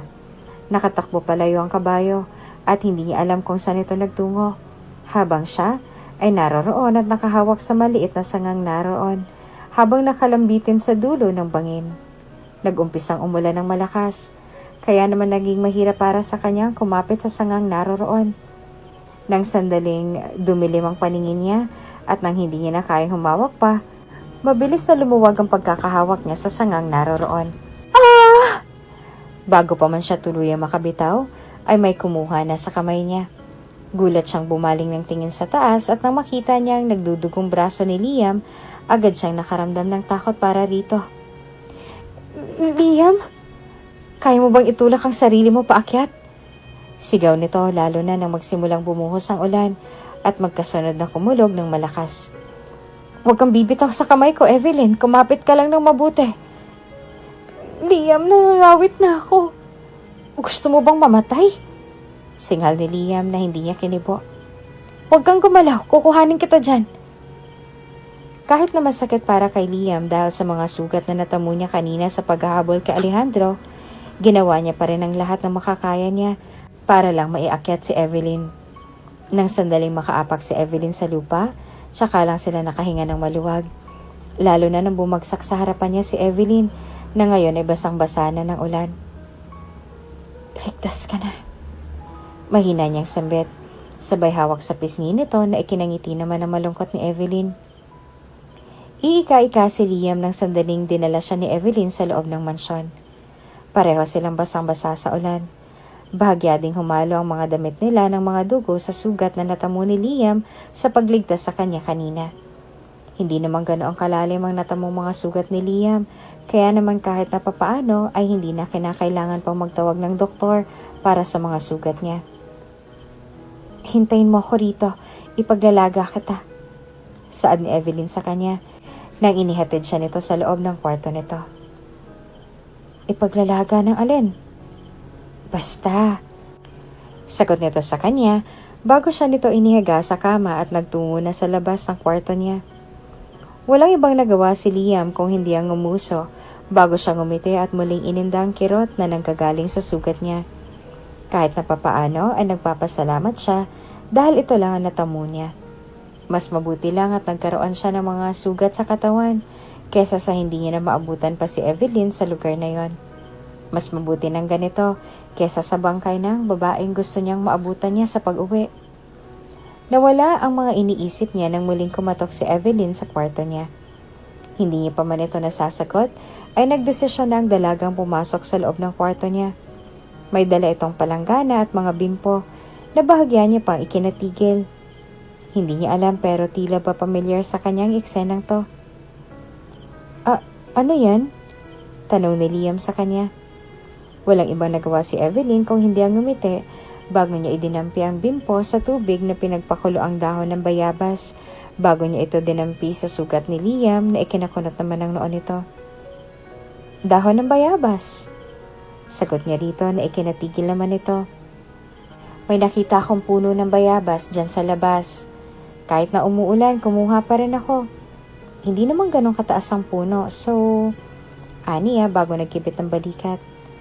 Pinanood naman ni Liam ang marahan niyang pagdantay ng bimpo sa sugat niya ngayon ay tumigil na rin sa pagdurugo. Huwag ka mag-alala dahil kahit na sinong doktor ang tumingin sa'yo, sasabihing maganda ang ginawa ko. Mabisang panlaban sa impeksyon ang dahon ng pinagpakulo ang bayabas kaya. Hindi na nagawa pang sundan ni Evelyn ang sasabihin niya, lalo na nang mabilis siyang hinila ni Liam papalapit sa kanya at agad na sinalubong ng malalim na halik ang labi niya. Nung una ay sinubukan niya pang manlaban, pero hindi kalaunan ay nadalan na rin siya sa mapupusok na labi nito. Habang patuloy sa paghalik sa isa't isa, marahang kinuha ni Liam mula sa kamay niya ang bimpo at agad siyang tinulak pahiga sa kama upang magpalit sila ng posisyon. Si Liam na ngayon ang nasa itaas niya at abala sa paghalik sa kanya. Liam! Shhh! Mahinang usal ni Liam bago namumungay ang mga mata niyang nilipat ang labi niya sa lieg ng dalaga. Nang sandaling bumaba ang halik niya sa tiyan ng dalaga, ay agad na nangunot ang noon niya nang maramdaman niya ang stretch mark nito sa balat. Hindi na iyon ang pinagtuunan niya ng pansin at sa halip na punain iyon ay mabilis niya nang ibinaba ang pajama na suot ng dalaga. Nang gabi rin yun ay may nangyari sa kanilang dalawa. Sa kauna-unahang pagkakataon ay hinayaan ni Evelyn na gamitin siya ng lalaki hanggang sa mapagod silang dalawa at agad na bumagsak sa kama ng binatang nasa tabi niya. May anak ka na? Hindi yun tanong, kaya naman bahagya pang nakaramdam ng pagkapahiya si Evelyn sa lalaki. Marahan itong bumaling ng tingin sa kanya na mas lalong ikinapula ng mukha niya. Hindi niya alam pero tila ba napahiya siya sa sinabi nito. Iniisip ba ni Liam na porket probinsyana siya ibig sabihin nito ay inosente na siya? Inosente siyang tingnan. Salamat yun sa mapupungay niya mga mata. Pero hindi niya alam. Pero tila ba napahiya siya sa sinabi nito? Meron. Aniya sa mahinang tono na pasikretong ikinangisi ni Liam. I'm sorry. Ilang taon na siya? Tanong ni Liam na tuluyang binaliwala ang paghingi niya ng tawa dito. May 5 taon na. Nang sandaling yon, ay marahang umiling si Liam bago siya bumangon mula sa pagkakahiga. Nakahubo ito nang umalis sa kama nila bago ito nagdesisyong magtungo sa banyo nang hindi man lang lumilingon sa direksyon niya. Bakas ang dismaya sa mukha ni Liam. Kaya naman sa halip na magpaabot pa sa binata, ay wala na siyang ibang nagawa kung hindi ang nanghihinang bumangon mula sa kamang yon. Nagbihis at tuluyan na nga umalis sa kwartong yon. Ni hindi rin naman siya nagawang hanapin pa ni Liam dahil medyo malalim na rin ang gabi. Alam din ni Liam na posibleng bumalik na sa sarili niyang kwarto ang dalaga, kaya naman hindi niya na ito hinanap pa. Kinabukasan na hindi sila nagkibuan. Pagkatapos nag-almusal ni Liam ay dumiretso na siya kaagad sa labas. Ni hindi niya man lang pinuna si Nestor na ngayon ay animong natutuwa pa na makakwentuhan si Evelyn. Alam mo ba, Iniwan ako niyan sa kabilang bayan para lang sa'yo. Natatawa nitong sambit bago niya tinapik ang dalaga sa balikat. O siya, naroroon na si Liam sa labas, mauna na ako. Dagdag pa niya bago siya nangingiting umalis sa lugar na yon. Sa mga sumunod na araw ay nagpatuloy lang sila sa pandededma sa isa't isa hanggang sa tuluyan na ngang bumalik si Manang Leticia, na ngayon ay walang ibang ginawa kung hindi ang kamustahin siya. Nabanggit sa akin ni Liam na muntik mo na raw masunog ang bahay nung unang araw mo. Sa labas po ako nagluto, sagot ni Evelyn. Hindi naman kumibo si Liam kaya naman wala siyang ibang nagawa kung hindi ang umuso na lang sa kinatatayuan niya. May sasabihin nga po pala ako sa inyo mamaya, Manang Leticia. Tungkol saan, iha? Pwede po bang mamaya na lang?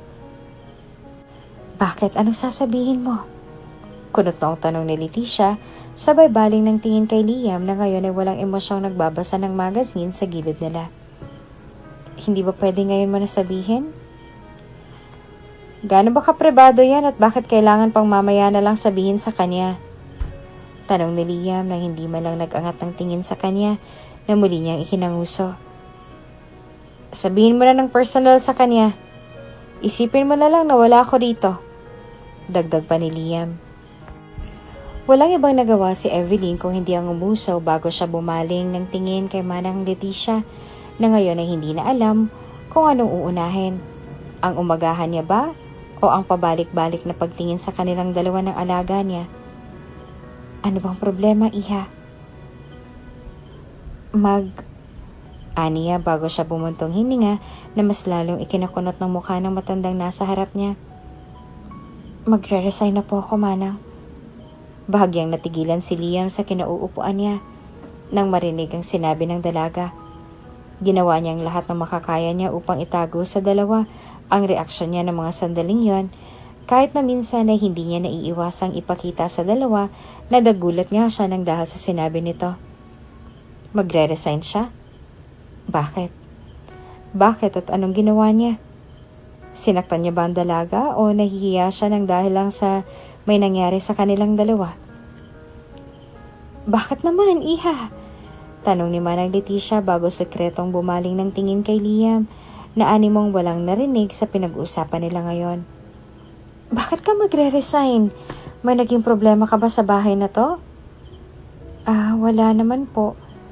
Aniya bago siya bahagyang natawa sa sinabi nito upang ikalma ang sarili niyang puso na ngayon ay patuloy lang sa panghuhurmentado. Kailangan na po kasi ng anak ko ng gabay ko. Malapit na siyang pumasok sa school sa susunod na buwan. Hanggang ngayon ay hindi ko pa rin siya nakukontak dahil sa kawalan ng signal sa bukid. Ayoko rin pong iparamdam sa kanya na mas inuuna ko ang trabaho ko kesa sa kanya. Bahagyang umayos sa pagkakaupo si Manang Leticia bago siya tumango sa kagustuhan ng dalaga. Kung yun ang gusto mong mangyari, sige. Wala naman ako sa lugar na pigilan ka dahil anak mo yan. Sagot nito sa kanya na marahan niyang ikinangiti. Kailan ka aalis kung ganon?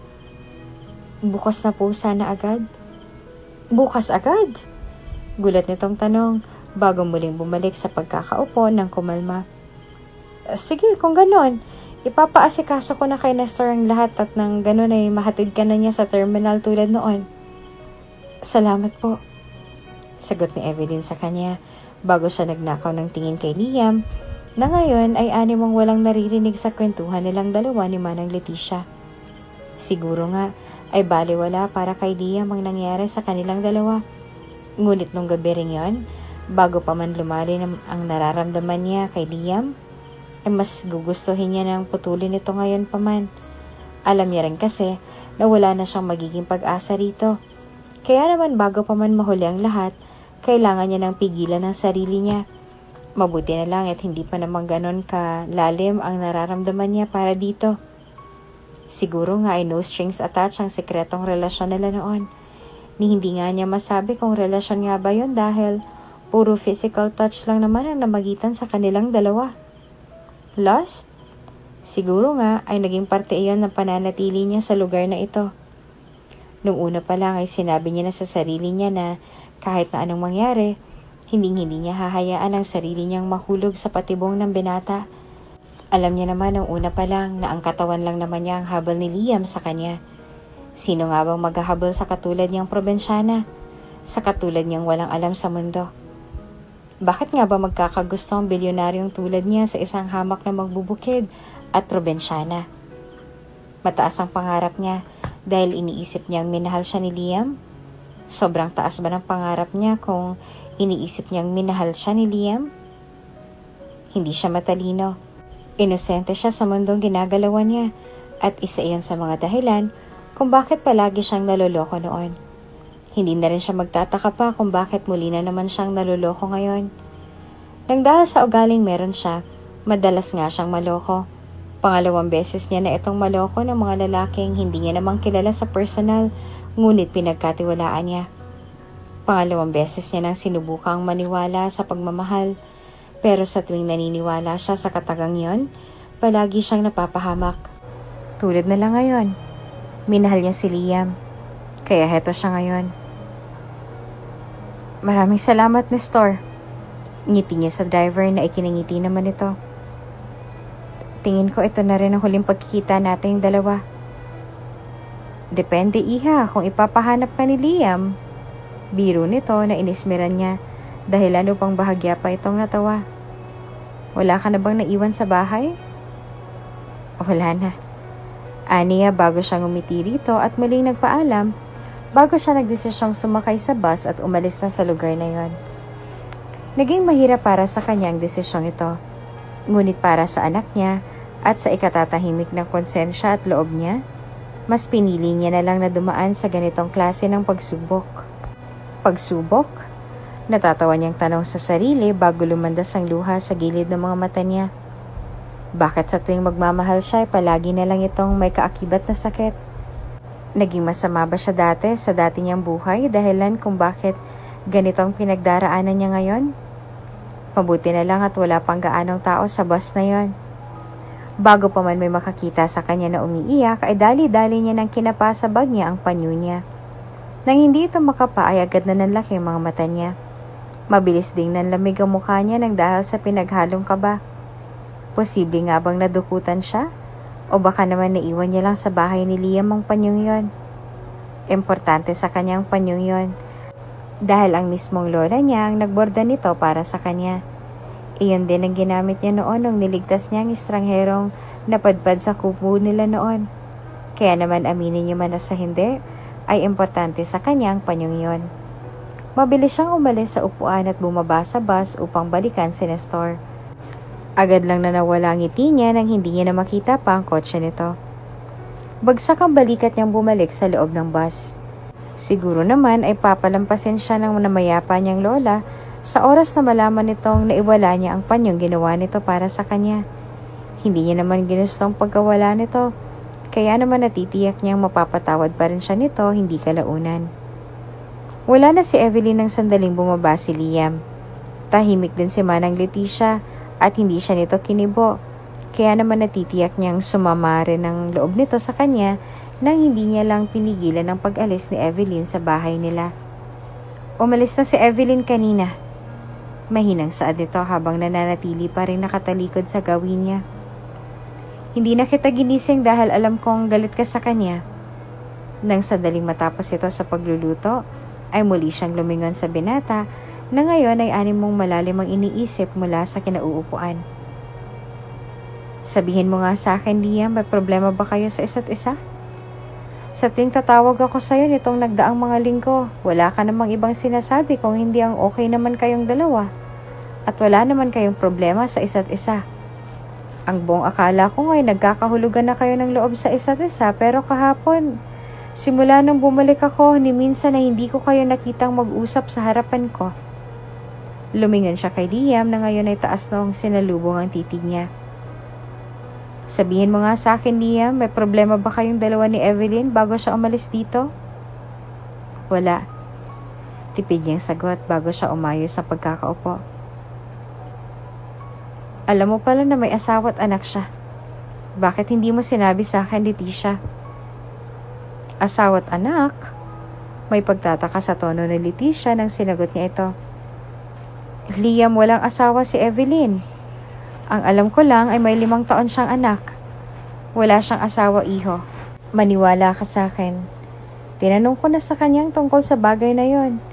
Pero ang sabi niya sa akin ay wala siyang asawa. Ang alam ko lang may anak siyang lalaki. Nang dahil sa narinig ay bahagyang natigilan si Liam. Iyon ang dahilan sa kung bakit tuluyan niyang kinalimutan ang nararamdaman niya sa dalaga. Ang buong akala niya ay may asawa ito. Kaya nang malaman niyang may anak ito, hindi na siya nagdalawang isip pa na iwasan ito. Ngayong nalaman niyang wala itong asawa at single mom lang ito sa 5 taon niyang anak, hindi niya napigilang makaramdam ng panghihinayang. Kung nalinaw ba sa kanya nung una pa lang na wala siyang asawa, may posibilidad ba na ligawan niya ang dalaga at magpakatatay na lang sa anak nito sa dating nobyo? Ang sabi ni Leticia ay hindi raw siya kasal sa dati niyang nobyo, na hindi rin niya napigilang makaramdam ng inis sa sarili. Lalo na nang malaman niya kay Leticia na komplikado na ang lahat nang magbuntis siya, kaya naman hindi niya tuloy napigilang mapasinghal na lamang. Hindi niya alam kung bakit siya dinala ng mga paa niya sa dating kwarto ni Evelyn ang araw ring iyon. Napangiti pa siya nang muli niyang maalala ang mga alaala niya sa dalaga ng sandaling makapasok siya roon. Habang abala sa pagtitig sa kwartong yon, hindi na napigilan ni Liam ang makaramdam ng pagtataka, lalo na nang maapakan niyang isang tela sa sahig. Agad na namilog ang mga mata niya nang lumuhod siya roon upang pulutin ang pamilyar na panyong nakita niya noon. Ano? Ani niya na mong nauutal pa bago siya nagdesisyong kuhanin ang panyong yon at pag-aralan. Ito yung... Bakit panyo ang ginagamit mo? Tanong niya sa dalagita habang abala ito sa pagpupunas ng panyo sa mukha niya. Bimpo ang ginagamit. Ito lang ang meron ako, kuya. At saka wala akong masyadong gamit dito sa bahay. Sagot nito sa kanya. Kaya ba pamilyar ang mga halik at haplos nito sa balat niya? Kaya ba sa halip na gumamit ng gamot at bandage ay bimpo at pinagpakuluan ng bayabas ang ginamit nito sa kanya nang masugatan siya nitong nakaraan? Kaya ba pamilyar na pamilyar sa kanyang mukha ng babaeng yun nung unang mag-cross ang mata nilang dalawa? Nang dahil sa natuklasan ay agad ang nakaramdam ng panghihina si Liam. Hindi niya alam kung bakit pero tila ba nasasaktan siya nang dahil sa nangyari. Tama lang ba na maramdaman niyang lahat ng ito ngayong siya mismo ang nagtaboy sa dalaga? Na hindi man lang niya ito pinigilan ng magdesisyon nitong umalis at iwanan siya? Habang tumatagal ang araw, mas lalo lang siyang nanghihina. Inabisuhan na rin siya ng mga doktor na pabilisin ang paghahanap sa bone marrow donor niya, kaya naman mas lalo lang siyang nagpursige na hanapin si Evelyn at ang anak nilang dalawa. Hindi ko alam, iho. Sagot ni Leticia sa kanya nang sandaling questionin niya ito tungkol sa background ng dalagang kinuha niya sa probinsya. Ang alam ko lang ay tiga Samal siya. Maliban doon ay wala na. Isang buntong hiningang pinakawalan ni Liam bago siya nagtungo sa basement. Nakakalat roon ang lahat ng reports na ipinakuha niya sa private investigator niya nitong mga nakaraang araw. Lahat ng mga detalye na naroroon ay tugmang-tugma sa detalye na meron si Evelyn. Doon lumabas na pagkatapos ng nangyaring engkwentro niya noon sa kubo nito, doon na nagpa siyang mga magulang niya na umalis sa lugar na yon. Iyon ang dahilan sa kung bakit hindi na sila nagdalawang isipan na ilayo ang anak nila at apo sa delikadong lugar na yon. Naging delikado lang naman ang lahat simula nang mapadpad ako sa lugar na yon. Ani niya sa sarili, bago niya inilagay sa labi niya ang bimpong yon at doon yumuko sa mesa upang tahimik na umiyak. Hindi lang naman ang anak niya at ang bone marrow nito ang habol niya, kaya niya hinahanap si Evelyn. Gusto niya ring makabawi sa lahat na naging sakripisyo nito noon. Alam niya na magagalit ang mga magulang nito sa oras na humarap siya sa mga ito. Ngunit handa siyang gawin ang lahat para lang makuha ang loob ng mga ito. Kung hihilingin ng mga ito sa kanya na gumapang siya sa lupa at paulit-ulit na humingi ng tawad sa kanya, gagawin niya. Matanggap lang siya nito. Bago isipin ang tungkol sa paniligaw niya sa mga magulang ng babaeng gusto niya, tingin niya ay kailangan niya munang unahing isipin ang tungkol sa paghahanap sa dalagang iyon. Siyempre, hindi niya magagawa ang lahat ng yun nang siya lang mag-isa. Aminin niya man o sa hindi, kailangan niya ng tulong ng mga taong naging malapit kay Evelyn nang magtrabaho siya sa bahay nito. Kailangan ko ng tulong ninyo, ani niya bago tumikim at bumaling ng tingin kay Leticia at kay Nestor, na hindi niya maintindihan kung bakit niya pinagsilosan ng lalaking ito, gayong tatay na ang turing ni Evelyn dito. Ngumiti ito sa kanya, kaya naman hindi niya naiwasang mapanguso bago muling bumaling kay Leticia nang makita niyang sumimangot ito. Tulong saan? Tanong nito na sa halip na sagutin ay hindi niya nakinibo. Kung kinakailangan niyang halugugin ang buong Pilipinas ay gagawin niya, alang-alang sa kagustuhan niyang mabuo ang pamilya. Ang pamilya nilang dalawa ni Evelyn na ngayon niya lang natuklasan. Ang alam ko lang sir ay nasa Samal siya ngayon, saad ni Nestor habang patuloy sa pagmamaneho. Nasa front seat si Manang Leticia ngayon at ito nakatoka sa pagtatanong sa mga taong nadaraanan nila. Walang ibang nagawa si Liam kung hindi ang tumango habang pinagmamasa ng mga reports na ibinigay ng sekretarya niya sa kanya. May isang buwan ang nakalilipas simula nang mangyari ang lahat. Ni hindi niya nga alam kung bakit inabot pa ng isang buwan bago niya natunton ang lugar nila Evelyn sa Samal. Nagtatago ba ito o baka naman nagkulang lang sila sa impormasyon, kaya naman bahagya pa silang nahirapan sa paghahanap dito? Mama! Tawag ni Nico sa kanya. Pansamantala pa munang iniwan ni Evelyn ang winawalisan niya sa bakuran bago siya bumaling ng tingin sa anak at ngumiti. Pwede po ba ako makipaglaro kila Ben? Tanong nito. Sige, pero mamaya na anak. Hinihintay pa natin sila lolo. Sagot niya rito na marahan naman itong tinanguan. Hayaan mo kapag dumating na sila, papayagan na kita, okay? Sige po. Mahina nitong sagot. Bago niya dinampot lahat ng laruan niya, tumakbo palayo.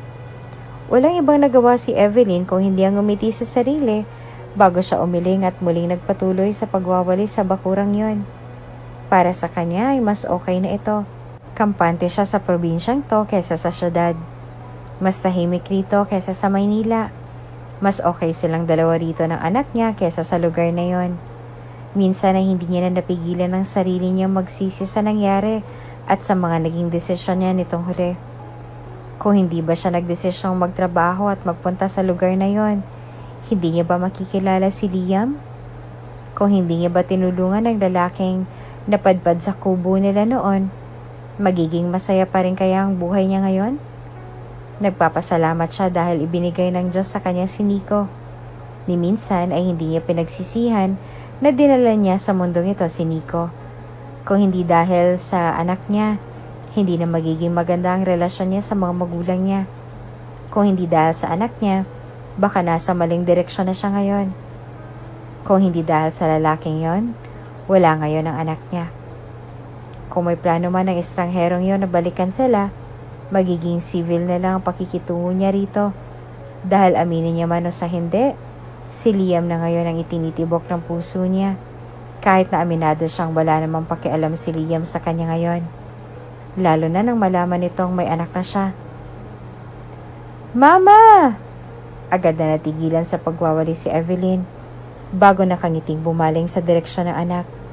Nakita niya itong tumatakbo palapit sa kanya, ngunit ang mga mata niya ay tuluyan ng huminto sa lalaki ngayon ay naglalakad na patungo sa direksyon nila.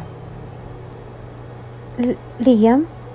Gulat niyang tanong dito, lalo na nang makita niyang lumandas ang luha nito sa mga mata nito.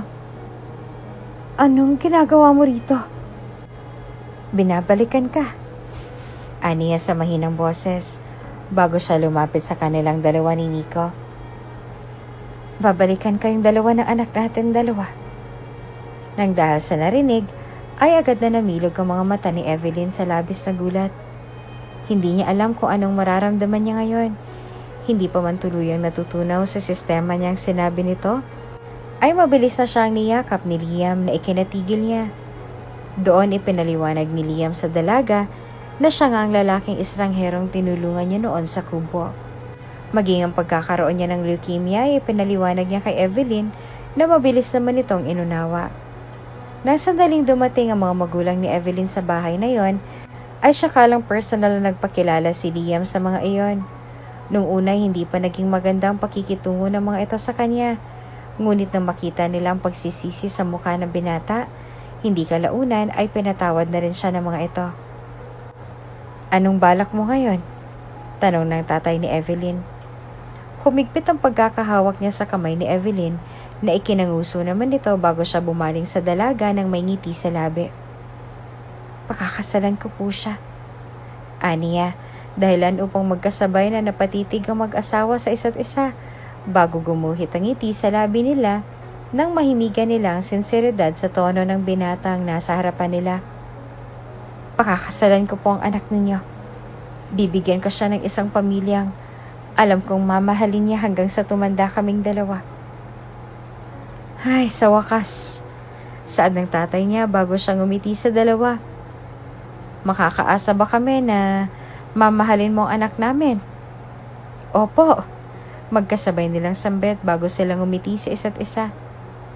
Ginawa ni Liam lahat ng makakaya niya para lang makabawi sa mag-ina niya. May 6 na taon din ang nasayang kaya naman ginugol niya ang lahat ng oras niya sa pagbawi sa mga ito. Nang sandaling dumating ng operasyon ni Liam, hindi kalaunan ay tuluyan na nga siyang sumailalim dito. "Makakaligtas si Liam, iha," saad ni Manang Leticia bago niya hinawakan ang kamay ng dalagang itinuring niya na ring anak noon pa man. Nahanap niya ng dahilan sa kung bakit kailangan niyang lumaban. "Matagal ka niya nang hinahanap, iha. Kayong dalawa ng anak niyo. Matagal niya kayong hinanap. Alam kong hindi niya hahayaan ang tadhana na bawiin ang buhay niya ngayon. Lalo na ngayong naririto na kayong dalawa ni Nico." Hindi kalaunan ay tuluyan na nga nakarecover si Liam sa operasyon at sa sakit niya. At nang sandaling matapos ang lahat at nang makasigurong wala nang ang hadlang, tsaka sila nagdesisyong magpakasal at bumuo ng sariling pamilya. Hindi kailanman naging hadlang para kay Liam ang traumang inabot niya para lang muling makita si Evelyn at ang pag-ibig naman ni Evelyn kay Liam ang naging susi sa kung bakit tuluyan na ngang gumaling ang binata sa sakit nitong may ilang taon niya na ring iniinda.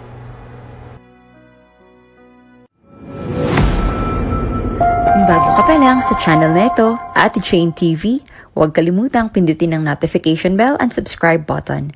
Sana po hindi naman malaking abala sa inyo ang pagpindot ng subscribe button dahil ang kapalit po nito ay ang pagsuporta para makapag-produce ng mga libreng stories sa mga channels ni Ate Jane. Maraming salamat! Kumapit ka lang ng mabuti.